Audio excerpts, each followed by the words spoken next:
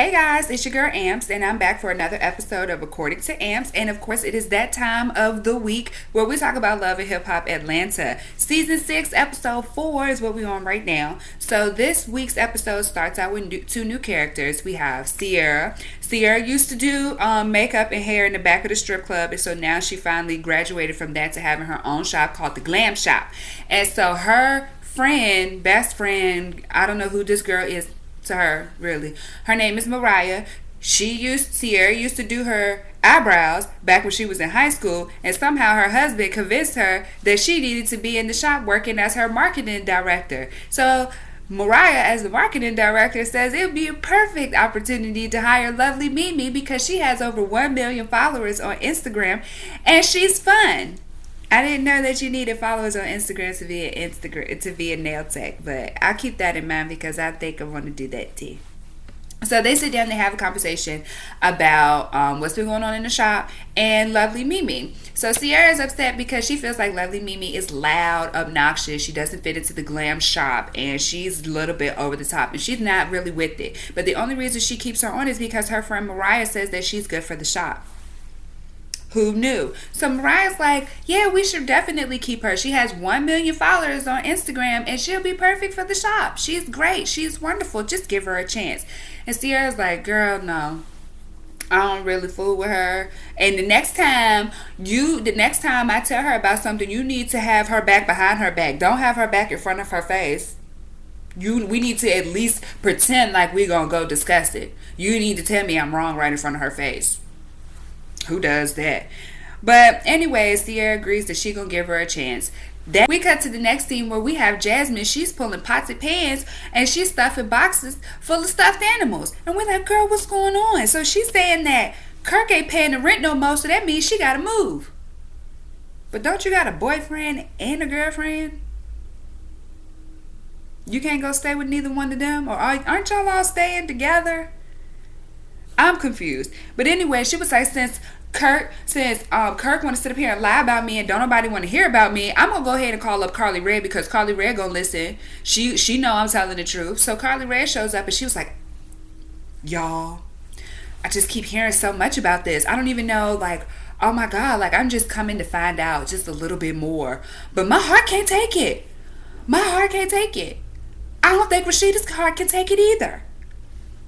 So she basically tells Karlie Red what's going on. The reason why she's packing is the reason that it is the fact that Kurt won't pay no more rent and he's denying the baby and everything. And so Karlie was like, I'm just gonna be nice, nasty in the situation and get all this information so I can go back and tell everybody else that I got the tea first.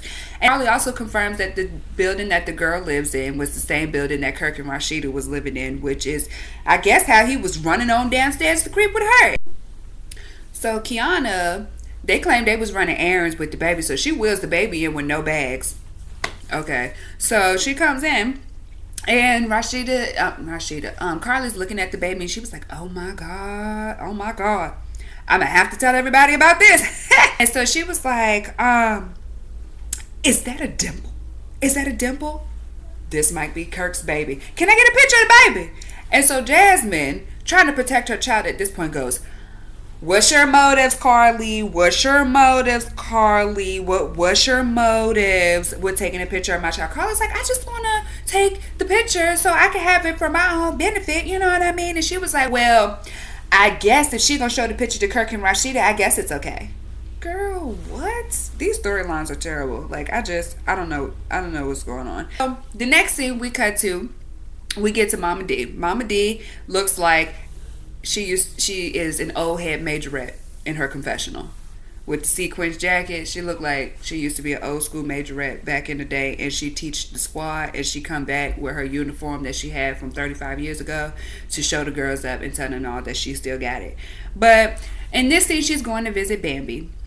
And at first she didn't like Bambi, but now since Scrappy decided that he wanted to marry her or marry her, she wants to, really build that bond with her, and she grew to like her. So she goes in there to talk to Bambi, and Bambi has kept it real. And I really felt bad for Bambi in this scene because I feel like a lot of it's not fake. Like, this stuff that women go through a lot of the times, and I don't know why she didn't see that was going to happen with Scrappy, but She was like, I thought that he really wanted to get married, but it seems like every single time that they have an argument, he runs off to go be somewhere else. And then he'll sugarcoat the story to make him seem like the bad guy, and I'm the one that's, being super hateful. And so she basically feels embarrassed. She was like, I really thought that this man loved me, and I really thought that we had something good. She said, but now we done got engaged, and we're going through all these problems. She's like, I'm really embarrassed. And so Mama D is like, she feels really bad for Bambi, and she wants to do everything she can to see if she can help fix this situation. So she was like, they kind of agreed that they would go to therapy.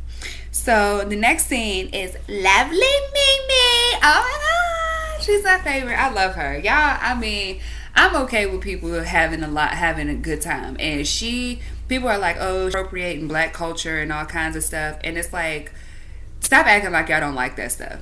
Stop acting like y'all don't sit up there and boost people's head up like the Cash Me Outside girl. It's just the fact that Mimi don't care, and the fact that Mimi's finna to go all the way with it, that y'all not, fooling with her. Yeah, her voice can be annoying as hell sometimes, but at the same time, she's still having fun. And she's not hurting anybody. She's married. She has her kids. You don't see her out here doing God knows what. She just makes funny videos on Instagram, and that's it. That's it. So lovely Mimi, she enters the scene and she is meeting up with Tommie. Her and Tommie seem to click. They have their daughters. Tommie seems a little bit more open to doing mommy things with Mimi because they seem, a little bit kind of like the same person. They seem to bond a little bit more. So Mimi starts to open up about her childhood. She's Vietnamese, and she said that she came over here when she was young with her parents. And ever since that time, she felt like her parents really didn't understand her. She grew up in the DMV area, and she she gravitated to black people, and so she been locked up a few times, and so she said her husband saved her life, and so she really loves him, and that's where they are. So into the mess, Tommie starts to tell Mimi about the situation with Karlie and Jock and why she decided that she wanted to take Jock on her double date. She really wanted to get back at Karlie Redd, but hey, we don't really care, so we're gonna catch up with them later on. So Scrappy is in this scene with a girl I know I've seen her somewhere before. He tells her name, but her name Jasmine, but I forgot her last name. But she been all over the place, and I was sitting here going, I know that day is not about to pass this girl off as though she is a real loving hip hop reality actress, and she has been on real things. Girl, people are really down for the checks. But no, Scrappy's taking acting lessons. He looks like he wants to branch out, but he doesn't seem like he wants to cut that shit off the top of his head. But the scene looked almost convincing, and the way they set it up, they made it seem like Scrappy was back to his old tricks, but that doesn't seem to be the case. And so they're talking about a situation with Bambi. As always, Scrappy got to go to some other girl to be all lovely and vulnerable about his situation. And he was just basically saying that, I don't know if you want to get married, all that yada, yada, yada. Maybe you should talk to your barber, and maybe he can give you a little bit more of a clear head, physically and mentally. Anyways, lovely Mimi, Tommie, and Dom meet up at the strip club, and Mimi brings Moriah with her, who is wearing this god-awful reddish orange wig looking like Ariel, and her mouth is alarming. She looked like she was on the Proud Family, looking like Bobby the brother. Her mouth is just huge. I don't know. And so she also brings this other girl with her named Treasure. And Tommie immediately thinks that both these girls is questionable, and she ain't really fucking with it. But because she likes lovely Mimi, she decided she gonna play nice. So Treasure throws a little shade of her own, talking about she knows a little bit about Dom, even though this is her first time meeting it. And she also throws a little jab at Tommie about, oh, you was on the lower half since, I guess you wasn't a dancer, because Tommie said she used to just, dress up nice and be in the club, but she wasn't really a dancer. And so somehow the conversation shift to who these two girls are sleeping with, and they messing with married men. So the one girl, Treasure, she said that she didn't know that her dude was married until she moved out here. But now that she's here, she's like, whatever. He spent all his time with me and all his money. And girl, I got him. And then Moriah's like, what's wrong with sleeping with a married man? It's fine if he wants to pay my bills. It's not my problem. It's the wife's fault. I didn't do anything. All I'm doing is being in the right place at the right time and accepting somebody else's bullshit in sloppy seconds. There's nothing wrong with it. And so Tommie is like, who the fuck are y'all? She called them bimbo ass bitches. Bimbo bitches. She called them bimbo bitches because it is trash. And if you know you some trash, if you got other trash calling you trash, like while they're out, Moriah invites lovely Mimi to go out with Sierra so maybe they can really bury the hatchet and get to know each other a little bit better. Dom brings up the Tommie and Jock situation, and Treasure, she seems to know Cena, who is Jock's baby mama that we remember from last season. She brings, or a couple seasons before, I can't remember, I don't know when, but she brings her up, and Tommie was like, me and Jock is just friends, and I know Cena too, so if you want to go ahead and tell her, by all means. But anyways, we cut to a scene where Karlie, Red, and Jock are meeting up, and it looks like this is going to be a photo shoot for Karlie's book. Anyways, I don't know what the hell they end up talking about or how they even got onto the situation. And I'm going to keep on saying that because I don't know how these situations come up because they're not like real conversational pieces at all. But Jock brings up the fact that he may have slept with Jasmine a long time ago, but he didn't really recognize her when he was sitting next to her at the club. And she seemed to not remember anyway because as we remember before, she gets around. Both of them do, that they really didn't recognize the fact that they had fucked in the past. Look at that. I guess we don't look at people's faces. We just care about genitals these days. And so Karlie Red is like, oh my God. Oh my God. Oh my God. And she starts beating Jock with a pillow, and then they come in and take some nasty photos. But I don't really care about this part at all. So then we're going to cut to the next scene where we see Scrappy with his terrible ass hairdo, which he needs to go ahead and chop off. He's meeting up with Mama D at this community center. And so what he doesn't know is that he's about to walk into a therapy session with Bambi and his daddy and his daddy's new wife. So Daniel Sr. Goes ahead and he wants to delve on into the mess. And honestly, this makes me feel a little bit better because this is something that people actually go through on a regular basis in their relationships, like communication issues. Like some men feel like they're not heard or appreciated by their women, and women feel the same way coming from men. So this is something that I really kind of gravitated to because it makes you feel a little bit better if you end up in situations like that, because you're like, I can relate to that. I can actually relate to that, and honestly, that scene seemed so real. Like, people want to sit up here and say Bambi and Scrap's relationship was whack or was fake. And me personally, I really don't believe that. Like, that seemed to be real. Because Scrappy don't seem that good of an actor. He don't look like he can remember 2 lines except for bars off his songs. But anyways, I mean, it seemed real. The same thing, Bambi says that every single time they get into an argument, he decides that he wants to get up and run off. When her grandmother died, he went off to Miami and was chasing after girls and all kind of stuff and left her alone. And so their main issue, like I said before, is communication. So they decided they're not doing the wedding. They're not going to do anything. And they just can't seem to get on the same page. And at the end of this scene, Bambi walks out and they said it's over. And Scrap literally looked like he was kind of upset.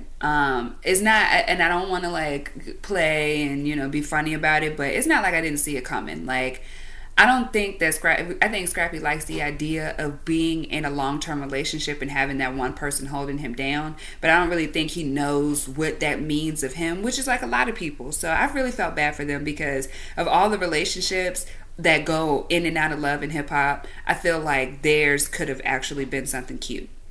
So the next scene we cut to, we're lovely Mimi. She's at the Glam Shop, and Tommie comes to see her.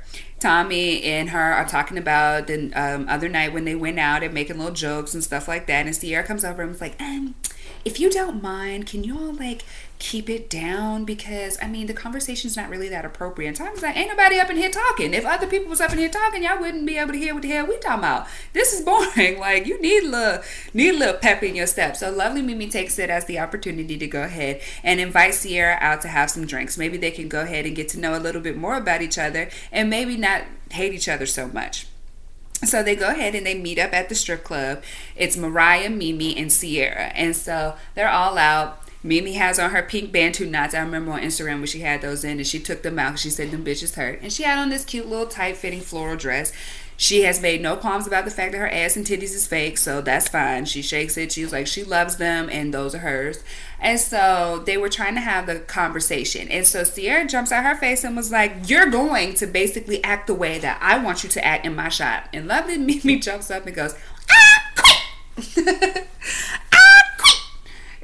So her voice was so loud and squeaky, and they were going back and forth. And she was like, "I don't want nobody in my shop that think that act like they black or act like they black or think they black." Mimi jumped up again and said, "I don't have to be black to whoop your ass, bitch." I would have loved to see it. I would have loved to see it. Overall, this episode was pretty boring. It ain't really that much to it. It ain't really that much that I ever really want to talk about. Next week's episode is what I really am interested in looking at. I am really over this whole Mimi and Kirk situation. I'm saying Mimi and Kirk, Rasheeda and Kirk situation. I just want them to meet up face to face. This is like dragging on and on and on and on. And Jasmine out here telling everybody except for the right people about her situation, hoping that the messages get back to each other. Like, you know where you can find Rasheeda. It's not like she don't have any shortage of photos of the fact that she works in a mall or has a store in a mall. You could have took that baby right on up there instead of going around telling everybody. And it looks like Rasheeda's mom was like, y'all need to go ahead and get a divorce because I'm sick of this shit. I am sick of this shit. Once again, Scrappy, please cut that mess off your head because your cornrows don't really seem to connect. And your head is too big and wide and you're a blockhead for that hairstyle. So I think maybe you should try something else. I know that you want to get waves. Maybe you should try 2 strand twists, or maybe some fake dreads like Jason Derulo or something. But anyways, that was this week's episode. I don't really know all of what was going on, so sorry if I missed a couple pieces, but that was the gist of it. I love lovely Mimi. I hope she keep on doing what she's doing. The rest of y'all can go to hell and eat dirt, except for Bambi, because I love Bambi. I wonder if her and Scrap have worked it out. I wonder if they will get back together. I don't know. We'll see. But make sure to like, comment, and subscribe. Let me know what you think down below. Let me know what your thoughts about this week's episode is. Make sure to visit my website at ampsthedeuce.com. That is AMPS, the THE, Deuce, DEUCE.com. And of course, follow me on Instagram and Twitter at According to Amps. And everything I do, I'll definitely come back and let you guys know. Until next time, bye.